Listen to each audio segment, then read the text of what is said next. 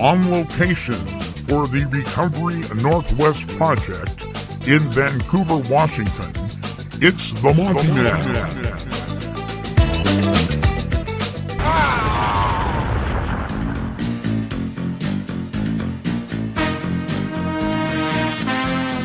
The views expressed on this special broadcast of the Take 12 radio show do not necessarily reflect those of KHLT Recovery Broadcasting or its affiliates. KHLT is not affiliated with any particular 12-step fellowship. Now here's that guy who's getting less popular minute by minute, your host, the Monty'man. Well, hello there, all you happy scallywags and scallywaggles. Welcome, and we're glad you've joined us here on location at the Vancouver Red Lion for the Recovery Northwest Project and the Take 12 Recovery Radio Show. This broadcast, of course, along with the last 2 days, brought to you by the fine folks at Free by the Sea Recovery Center in Ocean Park, Washington. Check out this promo for them, and we'll be right back with more interviews from the Recovery Northwest Project. Check this out.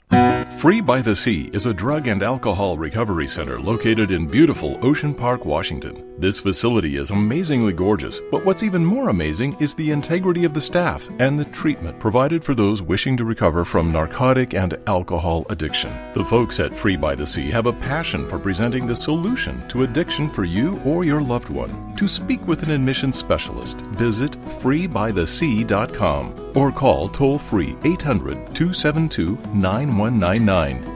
This place is simply amazing.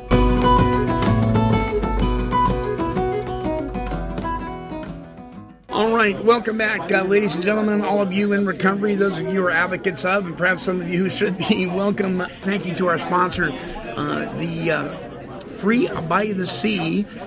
Really just an amazing place. If you have an opportunity to go there, it is in Ocean Park, Washington. You don't want to miss out. These guys, they treat the whole person, body, soul, and spirit. It is a phenomenal treatment facility, and I'm going to tell you what, it is a place that you do not, for no other reason, just go to the website, freebythesea.com, and check out the photographs, and check out the staff, check out the description of their program there. It is absolutely amazing. All right.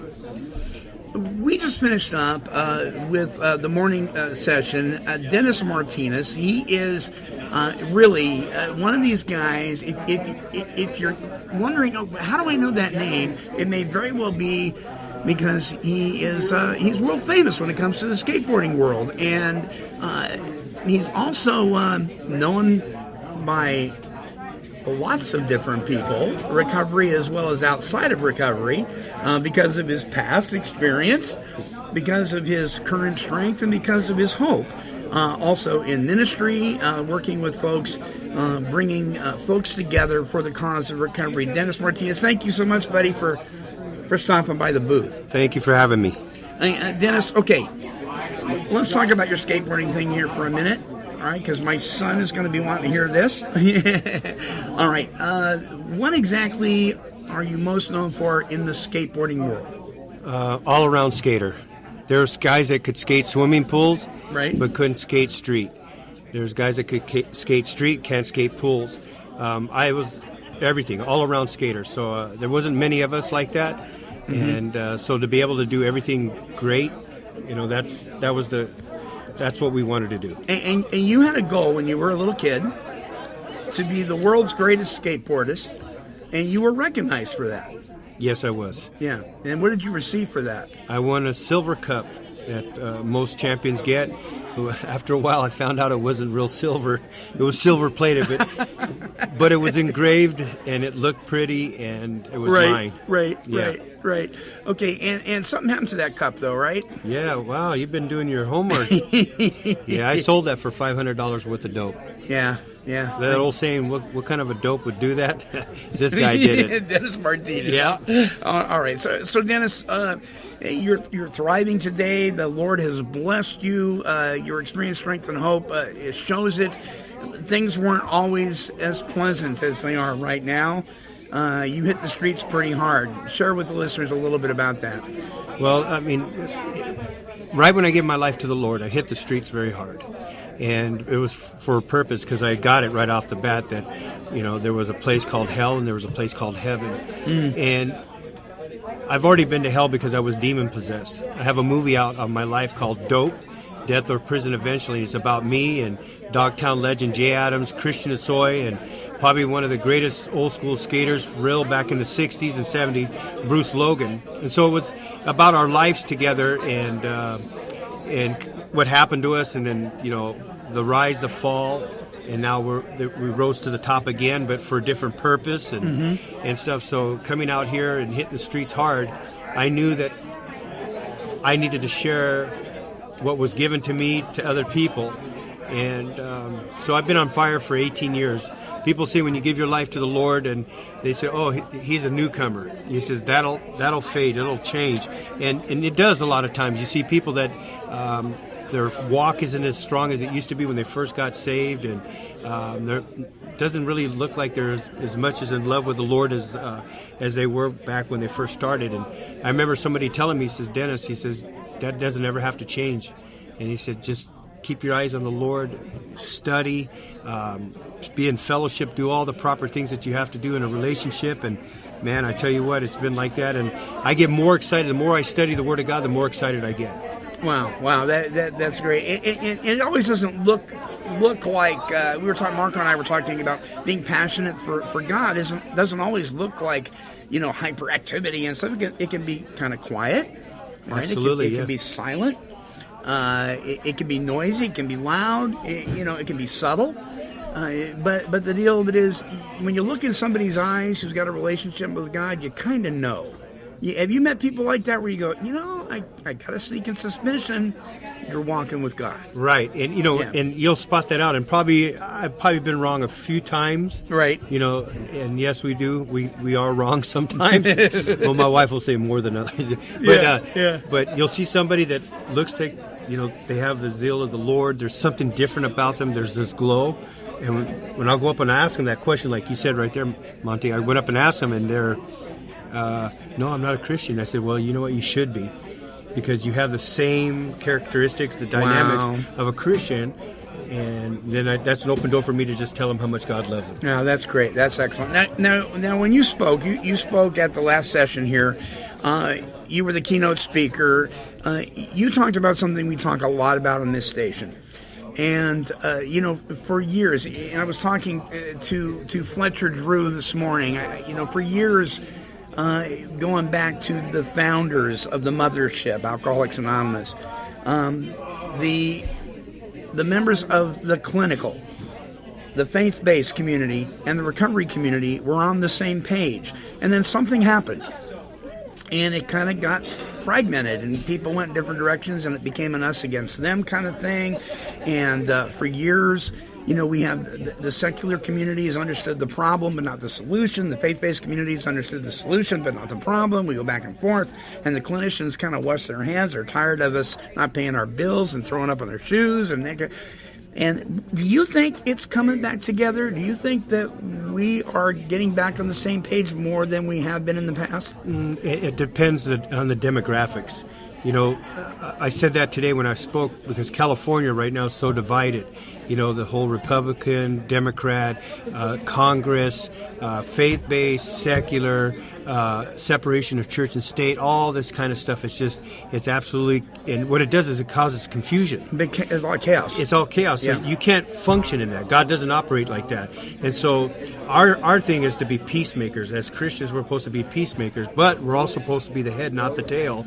And so right now in San Diego, when anything happens, if a gang riot or something happens in the schools, they call us. I'm a pastor.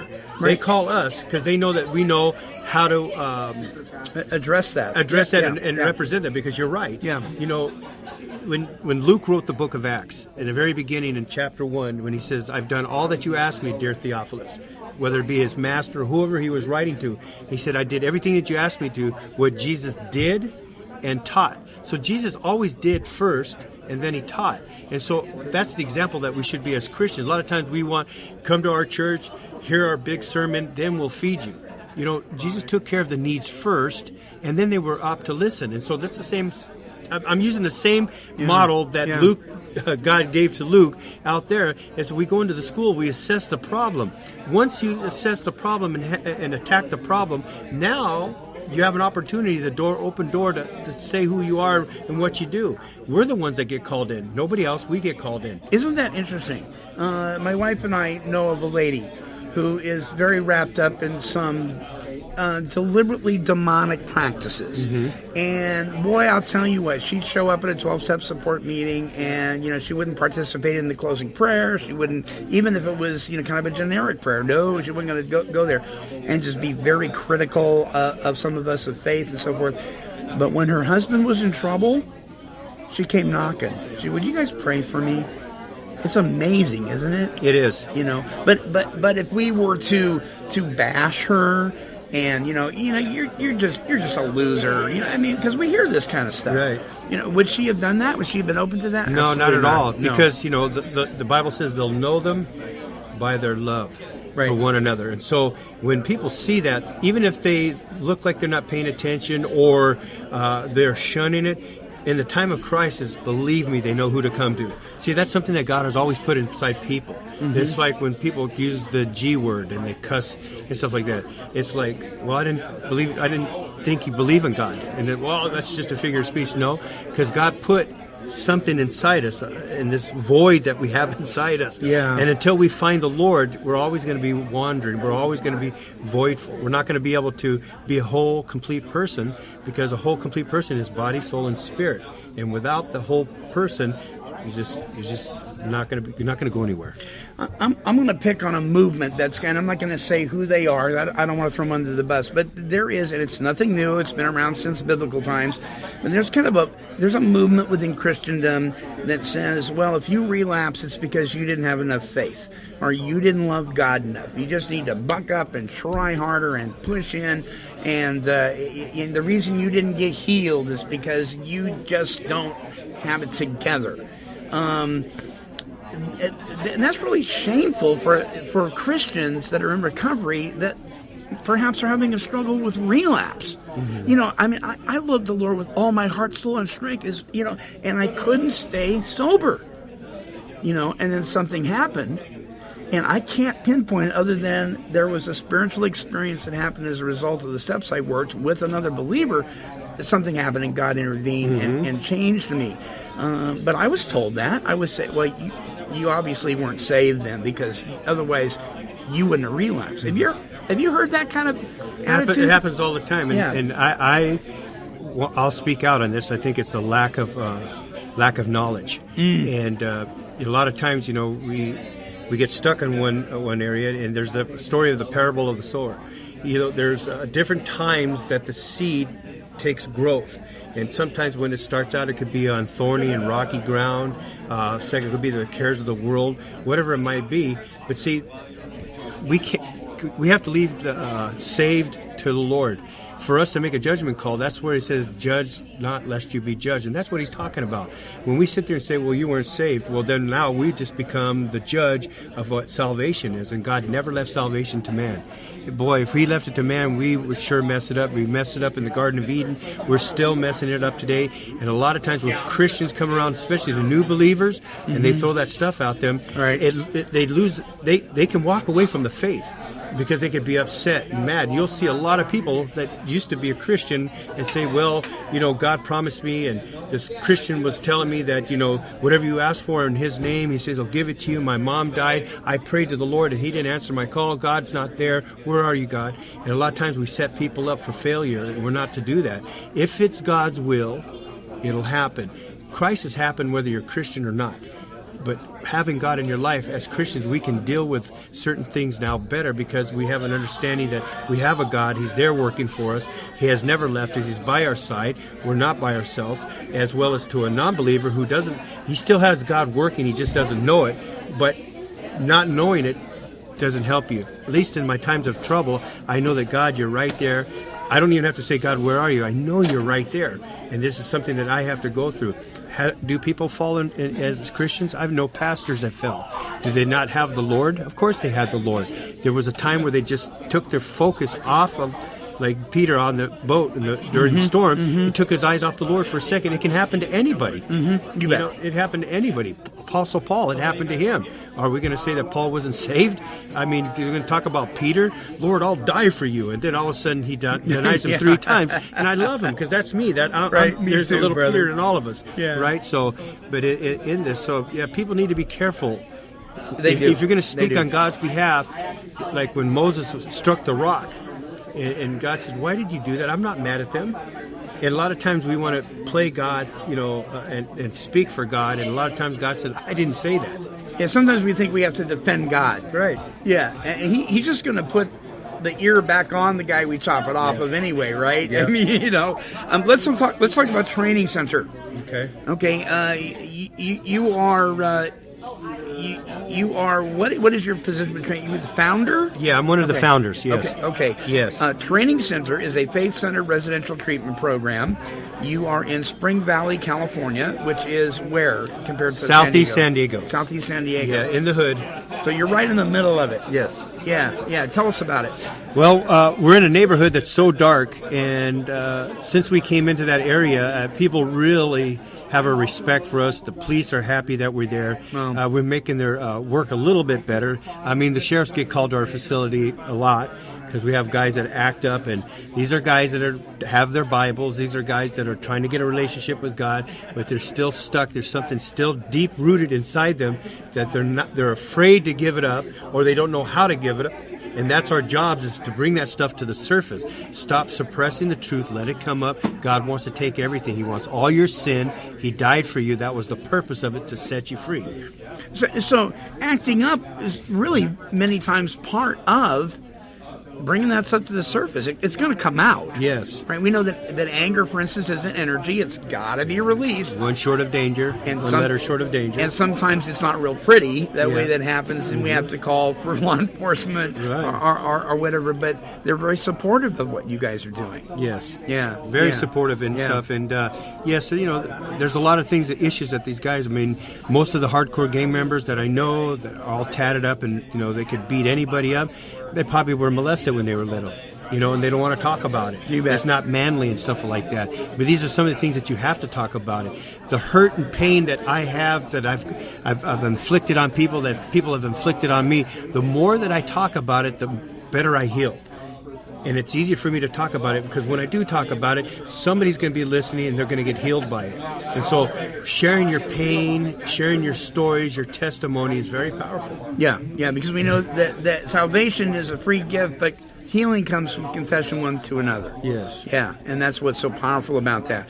All right, the training center has been there for how long now? It's been 13 years. It was called, it's been so long now. I forgot the name of it. I'm sorry. Pastor Dean, I'm sorry. But it's called Training Center now, and it has been for the last 10 years. Yeah, okay.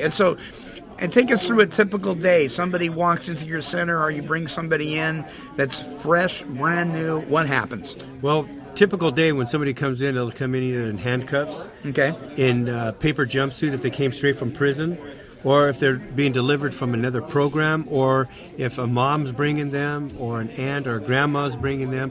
It depends, but most of our people, guys that come from prison, and they're being picked up from prison, dropped off at our place, they'll be there with their parole agent, they'll be with the SASCA rep, mental health system, they'll be there, and then we'll walk them through all the paperwork, give them a big packet, welcome packet, and these are the rules, study it.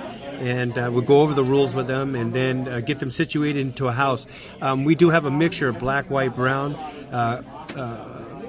black gang members, brown gang members, white gang members. So we never house one race altogether. Okay. We mix them up because in God's economy, in God's kingdom, God doesn't look at color. And so that prisons breed hate. And so for these guys to come out, we don't play that. We don't, there's still prison politics at our place, but we don't play that. We don't play that hand. Yeah. So what's your staff like? How many people on staff? I'm glad you asked me. We have about 27 total. Okay. But a lot of them are interns, and we hire from within. Oh, good, good. Our senior counselor came out of prison, went through our program, went to school, graduated with honors, and we just had 2 other counselors just graduate with honors. So we have a high success there. And so a lot of our guys are ex-gang members, ex-convicts, all born again now, brand new creation. And it's cool because, when guys come in, there's a reason why they're called convicts. Con artists. Right. So when they come there, you're not going to run a game over our staff. Our staff has been right where you're at, so they know the game, and so you can't cheat them. So. Yeah. That's great. Yeah, you think you're going to get one over on them? They've been there, done that. Okay, so how long is the training center program from start to finish? Well, it's 3 months, and then they get another 3 months with funding if they want to go into sober living. A lot of guys will stay with us because they've built a relationship with us. It's all about relationships. Jesus was a person that was into relationships, and so you build a relationship. A lot of guys want to stay, so we'll roll over their funding. They'll stay 6 months with us, and then after that, a lot of guys still want to stay with us, and so we have to cover the funding, and so we're always out there, as everybody is, looking for funding, and we're praying and asking God, bring somebody down the way, and if you choose not to, then Lord, you have to provide. This is your ministry, whatever you want to do, it's yours. The LA County Teen Challenge Center, I've had the director from that on, and I know there's probably other Teen Challenge Centers around Oregon. Do you guys work with them at all? Do you communicate with them? Are you on the same page? Well, Teen Challenge is a great ministry, and I like them because they're free. I like them because I think they're like a year long. They want you to be a year long and stuff like that. And that's really when the healing really begins to take place. And so a lot of the commitments that happen, same like Delancey Street. I don't know if you know anything about Delancey Street. Yes, I do. Yeah. Delancey Street, they don't teach anything about God, but they have one of the highest success rate because they are working with a person to change who that person is. And the only thing I see that they lack is any faith and spiritual. Right. But that's why I said that recovery can come in faith-based, secular, whatever. And Delancey Street has a high success rate. And I love what they're all about, honesty, integrity, and accountability. Mm-hmm. They go in there, they break the guys down, the women down, and then begin to build them up, and they get them ready and focused for work. I mean, a lot of guys want to work, a lot of women want to work, but they're not ready to work. They haven't dealt with, everything that they're dealing with, because any little trigger is going to send them out, and then they just, they've wrecked it for the next person that wants to get a job. Right. Some basic life skills may not be in place yet. 100% life disciplines. Skills. Yeah. Great. Okay. Do you guys have a website? Yes, we do. And what is the address? It's sdtrainingcenter.com. And the reason why we named our place Training Center, it's based on Ephesians chapter 4, 11 through 16. And he said, equipping the saints to do the work of the ministry. So we're training men to be men, training men to be husbands, training men to be fathers. And we're really into family because God's into family. So that's what the Training Center is really about. I mean, we could sit here and talk about the frontal lobes and all these clinical things like that. But we all know that dope's not good. It may make you feel good, but we all know that dope's not good for you and stuff. So we get to the very thing in the core, and a lot of people, I'm going to come to the training center because I heard it's easy. When they get to our facility and find out we deal with the very thing, which is called sin, they find out how hard it really is. And a lot of times we have guys walk away. It's too hard for them because they don't want to deal. Men love darkness rather than light. sdtrainingcenter.com. sdtrainingcenter.com. The phone number there is 619-327-5400. That's correct. Okay, last question. Still skateboarding? I'm still skateboarding. This is so cool because I'm finally going to have my own company. And I'm taking the name back that I had for many years, Flying Aces. And I'm starting my own company. I'm ready to launch it right now. I made other companies millions of dollars, and now I'm doing it on my own. I have 2 riders on my team, world champion John Pope and old school skater Jody Royak. So having those 2 guys on, we're getting ready to launch. And what I'm doing is launching the 1960s, which is a solid piece of oak or mahogany with streamlines for the 60s, and then 1970s, which is my board. and then 1980s is the Fat Pig board, and then the 1990s the Popsicle board, and then the 2000 is the long board. So I have one board for every era. Dennis Martinez from the Training Center, thank you so much, my friend. All right. God bless you. God bless you It too. has been an absolute pleasure to have you on. Glad to be here. All right, thank you so much. All right, Dennis Martinez, listen, we're going to be back after the short break. More from the Recovery Northwest Project here in Vancouver, Washington, when we return. Hey there, it's the Monty'man here, and I am proud to announce our brand new sponsor here at Take 12 Radio. The Free by the Sea Sunset View Drug and Alcohol Recovery Center, located in beautiful Ocean Park, Washington. This facility is amazingly gorgeous, but what's even more impressive is the integrity of the staff and the treatment provided for those wishing to recover from drug and alcohol addiction. I really want you to check this out. Visit www.freebythesea.com or call 800-272-9199. The folks at Free by the Sea have a passion for presenting the solution to addiction for you and your loved one. So please visit today, www.freebythesea.com, or call toll-free 800-272-9199. All right, welcome back, my friends, all of you in recovery and those of you who are advocates of. Welcome back to the Recovery Northwest Project here in Vancouver. Hey, listen, don't forget, if you are in the area on Sunday, we will be doing the Hands Across the Bridge ceremony, just a phenomenal event. Listen, recovery is alive and well. You may not know it, but if you stay tuned here at take12radio.com on your internet dial, you will surely become aware of it. Let me tell you that. We're broadcasting recovery talk and positive music 24 hours a day, 7 days a week. We're the only one doing that every single day, and we want to help you succeed. If you've got questions about recovery, about treatment, about mentoring, about life coaching, recovery coaching, that kind of thing, we may not have the answers, but we can point you in the direction where you can get answers to your questions. And along that line, sitting with me now is David Dickinson. He is the regional administrator for Region, I'm not going to say Region X, Region 10. Region 10. There's people say Roman numeral X. Region X. We're Region X. Region X. Of Region 10. Okay, for the listeners' sake, what is Region 10? Region 10 is how the Department of Health and Human Services divides up the country into 10 regions to cover all the states and territories.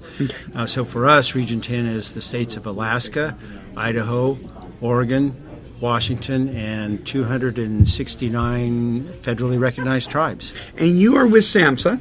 I am with SAMHSA, which is the Substance Abuse Mental Health Services Administration within the Department of Health and Human Services, and I serve as the regional administrator for Region 10. My office is in Seattle. Well, David, thank you for taking a few minutes with us. You're a busy guy. You're the best dressed guy here, which is very cool. And you spoke for a period of time this morning. Okay, what are you hoping to achieve while you're here at Recovery Northwest Project? Well, Recovery Northwest Project is one of several events that are happening this weekend as a part of a bigger movement for recovery in the nation, and it's being celebrated across the country in many venues. It's the 25th anniversary of National Recovery Month. SAMHSA has been a big supporter of National Recovery Month for all these years. We have a website, recoverymonth.org, where people can go and list their events and encourage people to come. So I think, my purpose is just to continue to help support and promote the activities. This is the largest Recovery Month-related event in the Northwest, perhaps even the largest on the West Coast, meaning the events this weekend, the Recovery Northwest Project that we're at today, the Oxford House International Convention that's happening across the Columbia River in Portland with about 700 or 750 folks at the conference, and then tomorrow's big event, the Hands Across the Bridge Recovery March, and the Oxfest in the afternoon. So I just wanted to be a supporter and promoter for that, and promote recovery in our communities in the Northwest. No, I'm so glad you did. I want to give a shout out to Patty Katz, who is the founder of the recovery, the Hands Across the Bridge recovery ceremony tomorrow. She's been on the show. What a tremendous lady she is. Okay, I've been listening to you talk about recovery coaching. We heard a conversation earlier. There are people that are still a little confused about, what's the difference between a sponsor and a recovery coach or a life coach? What's that all about? Great question, and I'll try to break it down as simply as I can. Sponsors are probably what most people who have done any recovery work in 12-step programs know about. Sponsorship is how you learn from a sponsor as a sponsee about the 12 steps of recovery, and then you grow into being a sponsor yourself. Recovery coaching, on the other hand, or what we sometimes call peer mentoring, is not specifically affiliated with the 12 steps, but right. is a pathway for persons in recovery who want to help and support other people to grow in their recovery. And it's a pathway that has a certain amount of training, a certain skill set around how to help people enter recovery, how to help people sustain their recovery, to teach them the skills they need and support them in things like seeking employment, getting adequate housing, etc. And recovery coaches now in many states are becoming a part of the professional workforce, so that people who are in recovery and who've actually done their own recovery work can help others who are in treatment. And they often are hired by treatment centers to be a peer in recovery who then helps guide that person as they go through treatment, but beyond treatment into a long-term sustainable recovery. So we hear a lot that phrase, "Oh, that's an outside issue," in our 12-step support meetings a lot, because somebody's, "Oh man, I still can't pay my electric bill. I don't know what I'm going to do. I don't know how to write a resume. And they go, "Oh, that's an outside issue." Well, a recovery coach can help you with things like that, or some basic life skills, perhaps, that maybe you didn't have before you came in the rooms of recovery. Absolutely, you're absolutely right, Yeah. Marty. A recovery coach or a peer mentor is someone who is not constrained by the traditions that Right. are the guiding principles for 12-step recovery, and clearly a recovery coach or a peer mentor can help with all those kind of life skill things, help with basic understandings about what does it take to live in the world, live in a recovering life, from things as simple as maybe having a checking account, balancing the checkbook every day, to filling out, creating a resume, filling out job applications, filling out housing applications, etc. So a recovery coach has a broader role. Yeah, you bet. And I'll tell you what, I knew how to write checks. How hot were they? They were very hot, so I had to be retrained a little bit. well, David, thank you so much for taking a few moments, and we're gonna be listeners. We're gonna be having David on the show. We're gonna do a full show dedicated to what he does and with SAMHSA and with the recovery community at a later date. But thank you for taking the time to come by the booth. Absolutely, thank you, Marty. Really appreciate the opportunity. Right on, buddy. David Dickinson, Regional Administrator, Region 10, SAMHSA, right here at the Recovery Northwest Project in Vancouver, Washington. The friendly rivals of Free by the Sea perhaps could be Astoria Point. And these guys are great. What a beautiful campus that they have as well. And with me right now is the Director of Clinical Outreach, Mr. Ryan M. Opsel. Did I pronounce it right? You did. Opsel. You nailed it, yes. There we go. Ryan, how you doing, buddy? I'm doing well. Thanks for having me. You're looking well. You're looking chipper. Thank you. You as well? Yeah, and you were sick, though. You were like stressed out to the max. A little bit, yeah. Okay, let's talk about it just for a second. Okay, sure. Working in this field can be intensely stressful, right? Absolutely. And you are a man who has a couple of babies on the way. Correct. What, twins? Twin boys. Twins on the way. You work in the field. You're getting married. You're doing all sorts of stuff. Yeah. I mean, how do you find time for Ryan's recovery? Well, here's the thing. I'm a man in recovery. I've been clean and sober since, by the grace of God, since September 1st, 2010. And being in recovery and working a strong program has afforded me the opportunity to do a lot of really great things in life. Right. One of which, have twins, get married, have a great job, be able to work in the field of recovery. Recovery's given me all those things, and without my recovery, I'll have none of those things. So if I can't let the things that recovery has given me get in the way of my recovery, because as soon as I take my eye off the ball, that's when I don't have those things anymore. Yeah. So I always stay cognizant of that fact. And it's important that those of us who work in this field don't misunderstand that working in this field is not a substitute for our own program. True? No, absolutely correct. I couldn't have said it better myself. Yeah. All too often I see it happen, and it's very tragic when I do see it. Yeah. I still have a sponsor. I still talk to him every day, and the most consistent piece of advice that he gives me is he tells me, Ryan, your job is not your program. Your job is your job. Right. You bet. Your job is how you pay your bills. But your recovery and your program, that's where you get fed spiritually to give you the supplies to be able to do your job effectively. Okay, Ryan, how old are you? I'm 30 years old. You're 30 years old. You look 16. All Thank that you. Healthy living, right? Thank you. Yeah, it's all about healthy living. There was a period there where I wasn't living so healthy, but... Did you ever run into any trouble with the law? Yes, I did. Yes, I did. I've got the I've got the criminal record to corroborate that too. I'm very fortunate to be where I am today, and I'm very fortunate that I did get clean and sober when I did. And one thing that I tell guys that come into treatment, they think that it's too late for them. They think they've created too much damage and wreckage along the way, and I have to tell them that I'm living proof that is not true, because I am in fact a convicted felon. I have done my fair share of time in jail. And I was able, it started with getting clean and sober, and then getting real desperate, and then getting real willing, and then following some simple suggestions, not making too much of a plan along the way, and just doing the next right thing. And by the grace of God, and a lot of hard work and about the same amount of luck, I've been able to crawl out of that. And I've been able to make a pretty decent living for myself, and that's great. And one of the things that I used to be one of these guys that would chuckle along with everybody else in the 12-step support meetings when somebody that was new would say, I want to be a drug and alcohol counselor. Yeah. And a bunch of us would laugh. And then I started watching some of these people actually become drug and alcohol counselors. Sure. And I thought, why should we laugh at somebody's dream, regardless of how immature it might be at the time? Because, this weekend, for instance. Sure.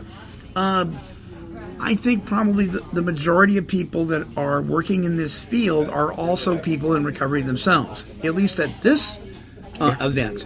And so they were probably people that said that, this is what I want to go into. And they did go into it. So maybe we shouldn't laugh at people when they say that in a meeting, huh? And I have to totally agree with you. What I will say is that is probably the most common revelation that newly clean and sober people come to is I'm clean and sober, this feels great.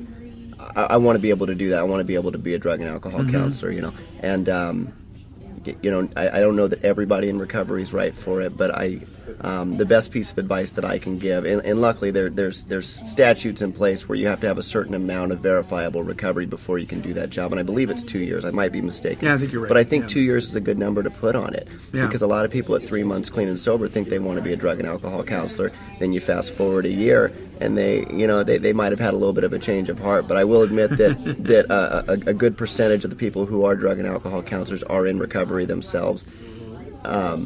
And in my experience, the most effective drug and alcohol counselors are generally in recovery. It appears to be that way. Yeah.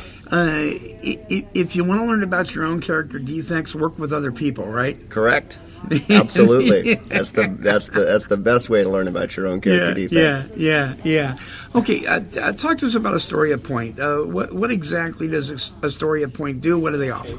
So what we offer is chemical dependency treatment in a residential setting for both men and women. We have two separate facilities. Astoria Point is our men's program. We do up to 90 days residential. We also have medical detox available. The women's program, we do the same thing, only we have a program that's specifically designed for a woman's needs. Okay, they're pretty small. Astoria Point is a 26-bed residential facility. Rosebriar is a 16-bed residential facility. So it's big enough to where you can get the things you need, also small enough that no client falls through the cracks, if that makes sense. Right. If you choose to take advantage of the full 90 days of residential, after your graduation, you're given the opportunity, or the option rather, to participate in our intensive outpatient extended care and transitional living program. And what that is an apartment complex that's about 2 miles off campus. We staff it round the clock, 24 hours a day. And it's apartment living. It's 3-to-1 apartment. We provide their transportation for them. We furnish the apartments. Really, the only thing they're responsible for is paying rent and paying for their own food. And then they participate in our intensive outpatient program, which is a total of 10 clinical hours per week. In addition to that, there's also other groups that are offered, life skills, for instance, and those are really offered for some of our younger adults that are of an adult age but don't necessarily have a lot of those adult life skills, and they can pick those up at those life skills classes. We do expect them to go to 7 12-step support meetings per week. We expect them to either be actively enrolled in school or employed, or at least looking for employment. Looking for work, if they're not looking for employment to our satisfaction, we have plenty of community involvement activities that we can do where they can actually donate their time and they can volunteer for various nonprofit organizations in the Astoria area. Let's talk about qualifying someone. Okay. Now, one of the things that has always concerned me a little bit is these forms that you see from IOP centers or even in-house treatment and so forth. Are you an alcoholic? Are you an addict? And sometimes there'll be a whole list of things to check off that somebody who's not an alcoholic or an addict could say yes to. Sure. Right? So we know we're dealing with two kinds of people. We're dealing with people that are drug abusers or heavy drinkers, but may or may not be what we would refer to in the 12-step world as the alcoholic or addict of the hopeless variety, meaning that they have the obsession of the mind and the allergy of the body. Right. Do you guys have a way where you can kind of determine that to figure out how to work with them? Not always. Here's the tricky thing about it. Most diseases are diagnosed by some type of a diagnosing professional. In my personal opinion, alcoholism, drug addiction, is really a self-diagnosed disease. Only you yourself can really truly diagnose yourself as an alcoholic or a drug addict. If you come in and you show that you have the need to get clean and sober, and you identify yourself as a drug addict or an alcoholic seeking treatment, we'll fight for you. We'll make sure that we get you what you need.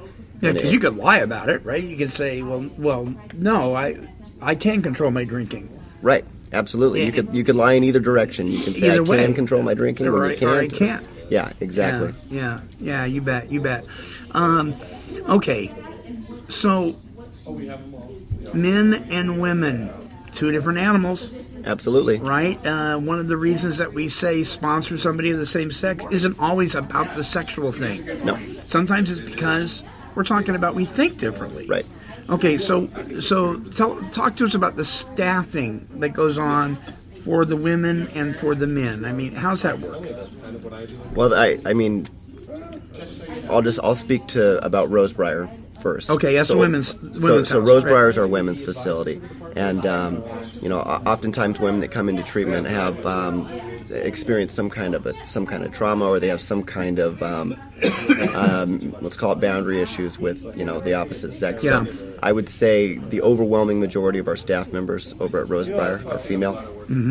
All of our treatment techs, all of our counselors, our cooks, our housekeeping, basically everybody that works there is a female. Yeah.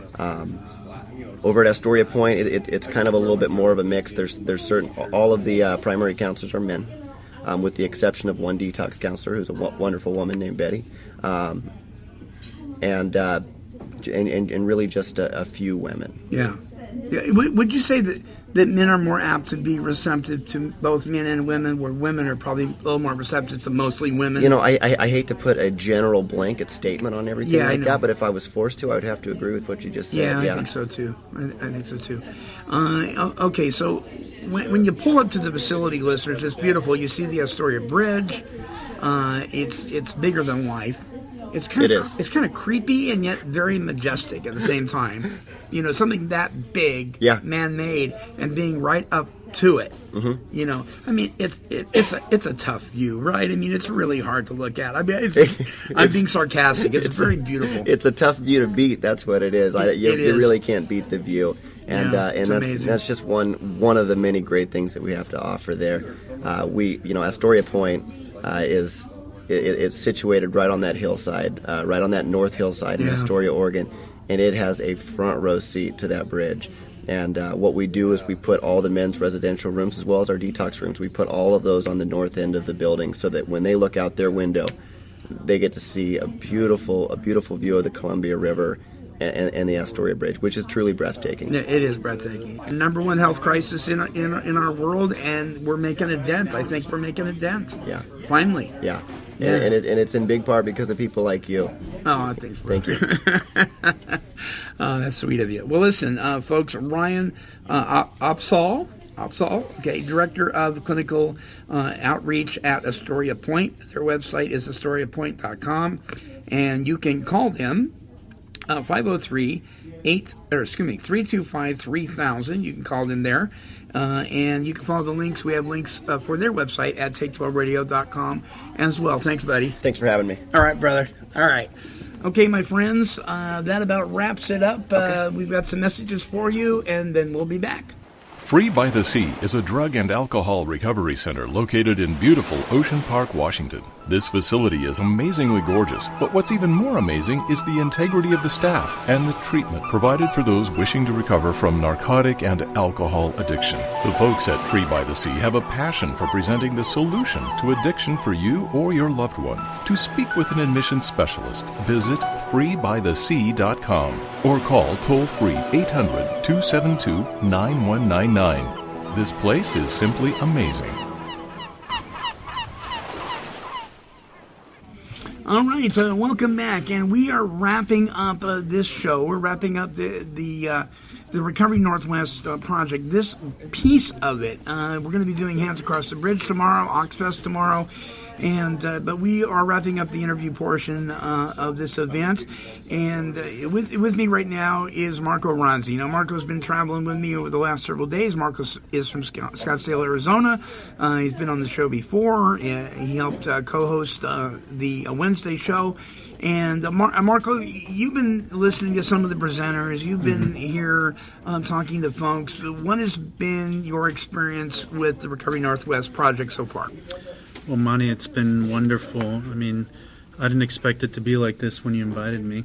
Yeah. And I'm not much of a convention person, but... What did you think it was going to be like? I thought it was just going to be like another AA convention. Yeah. You know, which there's nothing wrong with that, but, you know... Marathon meetings. Yeah, marathon meetings and stuff like that, so... Right. But, you know, lots of people in the program, in the AA program, would say this is absolutely not necessary.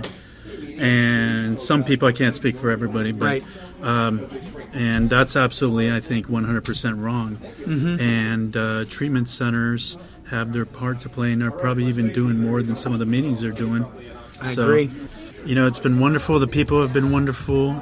The people who have stuck out to me are Dennis. That man has a heart for God and a heart for people, like yourself, Monty. But I saw that man, and you know, it's just, it goes to show contempt prior to investigation, because before I had seen him speak, he just seemed like a very mellow person. Mm-hmm. But when I saw him speak, I saw his fire come out. Yeah. I tried to, get him going, not get him going, but ask him questions. You know, it was a different person, but when he got up there, man, he got on fire. Yeah, he did. Yeah, and then David, the SAMHSA David from person. SAMHSA, yeah. David from SAMHSA, very mature person. Yeah. Knows what he's doing, lots of years of experience. Definitely, a lot of the members of the faith community definitely aren't doing what these people are doing. Yeah. And there are members of the faith community that are doing it. And a lot of them were here this weekend. A lot of them were here, and praise God for them. Yeah. And so here in Washington, it seems like it's changing. A lot of the faith community and the 12-step community are working together, which is wonderful to see. Like we've said on the show before, myself and some other people, sometimes we see, this 12-step community clique in their own little cliques. Mm-hmm. I've been part of the 12-step community and still am. And, at the very beginning, I used to be in a clique, cliquish, but then I figured out, wait a minute, and then knowing the Lord and stuff like that, the Lord doesn't want me to do that. He wants me to live on the outside world, too. And not just the faith community, but be amongst the people. Yeah. Just everyday life. Yeah. Live my life. Yeah. Like right ride a bike, take care of my parents, hang out with friends, Yeah. go to coffee shops. Just everyday simple living that I could never do when I was drinking and drugging, and even when I first got to recovery. Right. But the whole weekend's been awesome. There's a lady across the way named Sue, and asked her what ministry she was in, and I think she's not as much a part of faith community, so she kind of got a little bit offended at the word ministry, but I got her talking, and after I got her talking, because people's favorite subject is themselves. When you ask them about themselves, That's right. They will start talking. You bet. So You bet. it's kind of when you want to get someone talking, you ask them questions, get to know them. I said, I'm sorry, this is not a ministry. So I use the word, instead of ministry, I use passion. What's your passion? And as soon as I use the word passion, I got her talking. So put yourself in the position of the person. Never judge, contemporary to investigation, like the Big Book says. Never judge somebody until you get to know them. Yeah, right on. And Now, even if you get to know somebody, maybe be wise about their character and stuff like that. Judge their character, but we can never condemn anybody. Yeah, So yeah. Now you traveled with me to Free by the Sea. Yes. Who sponsored this weekend, for helping us to actually be here. Bless them. We are promoting Free by the Sea. We're doing a show once a month with Free by the Sea. What was your impression of the campus out in Ocean Park, Washington? Free by the Sea is absolutely wonderful. They're treating the holistic approach. They're treating mind, body, and spirit. I only wish I would have, when I went to treatment, I only wish I would have went to a treatment center like that. They locked me up. They didn't let me outside except without supervision. Right. And but if it's right by the ocean, I love the ocean myself. I'm pretty sure lots of the clients there love the ocean. Yeah.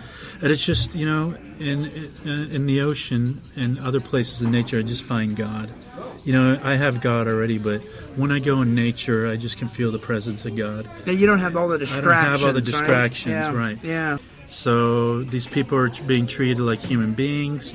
The staff, mature. They're compassionate, and that's what it needs to be. People need to be treated like people, not like objects, not like numbers. Yeah, you bet. So, well, thanks, Marco. Yeah. Thanks, buddy. Yeah, I love it's you, been man. a pleasure, Mike. I love you too, and all right, buddy. We'll keep in touch. Obviously, as good friends. As soon as I go back to Arizona, Right on, my God friend. bless you.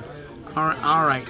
A special thank you to the Recovery Northwest Project folks, the folks there, for inviting us and putting us up here at the Red Lion Inn, and particularly to Free by the Sea, who is really responsible for sponsoring this broadcast. Free by the Sea, visit their website at freebythesea.com.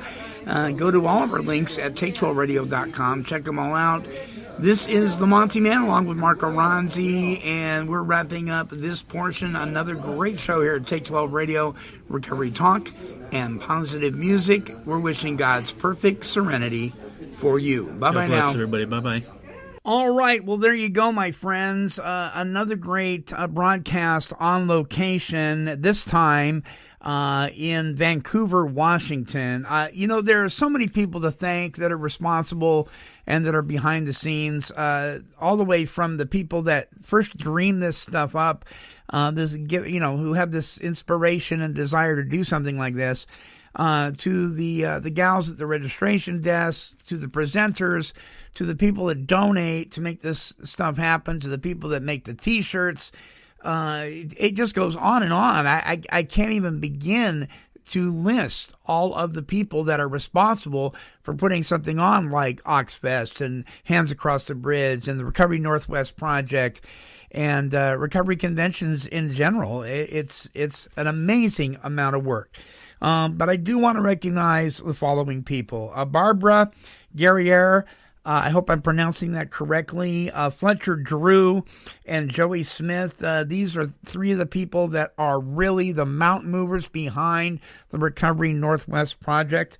Patty Katz, the co-founder of Hands Across the Bridge, for all her work, a tremendous amount of work going into that. And a special thank you from the bottom of my heart to Marco Ronzi for traveling with me all this week, helping me carry my equipment around, helping me to get around. Without you, Marco, I would not have been able to do this. I just wouldn't have been. It is so appreciative. I appreciate it so much. Get a little choked up. And I want to give a special shout out again. I know you've been listening to it for the last 3 days, to the folks at Free by the Sea. Again, if for no other reason than to just check out their website, please go to freebythesea.com. Please read up on what is going on at this facility.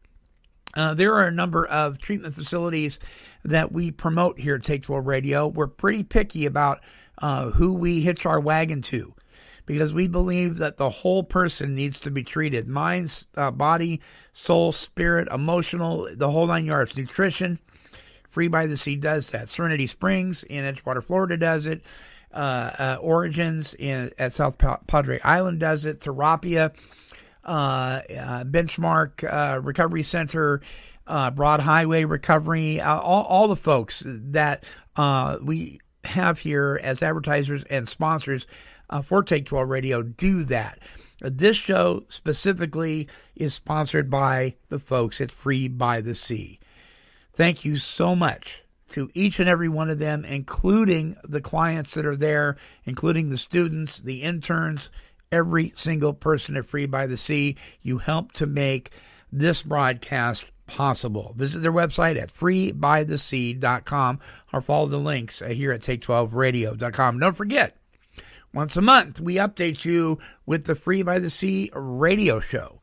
And all you have to do is go to the link right at take12radio.com, the banner link there at Free by the Sea radio show, and click on there, and you're going to get an update from a couple of the folks from Free by the Sea sharing their experience, strength, and hope, what it was like, what happened, and what it's like today, and their experience while at Free by the Sea. If you have a loved one that you're concerned about, if you yourself are in trouble, please give them a call at freebythesea.com. Check out the website. All right. Well, that wraps it up for really a great series on the Recovery Northwest Project. We hope to have a long-lasting relationship with them. We are so blessed to be a part of that project. Until our next broadcast, this is the Monty'man, and I'm wishing God's perfect serenity for you. Bye-bye now.